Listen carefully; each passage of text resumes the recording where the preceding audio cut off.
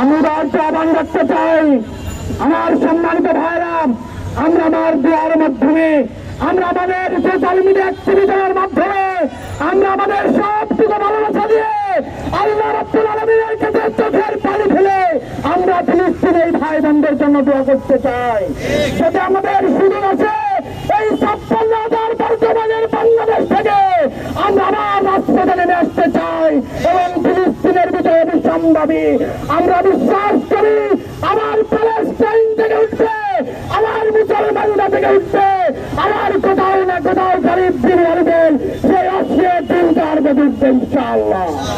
সবাইকে আমাদের যে মুসলমানদের প্রাণবাহী জাহাজ তা আটকে দেওয়ার মাধ্যমে বর্বর ইসরায়েল বাহিনী সারা পৃথিবীর কাছে নতুন করে দৃষ্টান্ত স্থাপন করেছে তারা আসলে কতটা বর্বর হতে পারে। সারা পৃথিবীর মানুষগুলো এই বিশ্ববাসী যখন কান্না করছে ফিলিস্তিনের সেই শিশুটি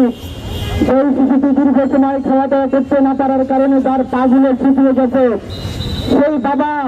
যে পথে প্রান্তরে তার সন্তানের জন্য এক টুকরো রুক্তির জন্য যখন যাচ্ছে, সেই মা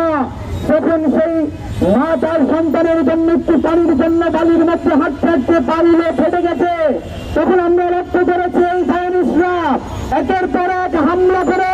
আমাদের সেই মাগুলোকে, আমাদের বোনগুলোকে, আমাদের বাবাগুলোকে হত্যা করার মাধ্যমে যে নৃশংসতা দেখিয়েছে।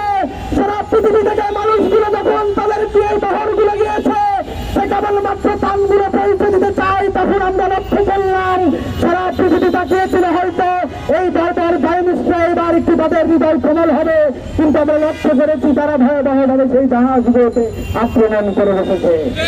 সম্মানিত ভাইরা আমার, আমরা বাংলাদেশে বসে আমার সেই ফিলিস্তিনের মা বোন ভাইয়ের জন্য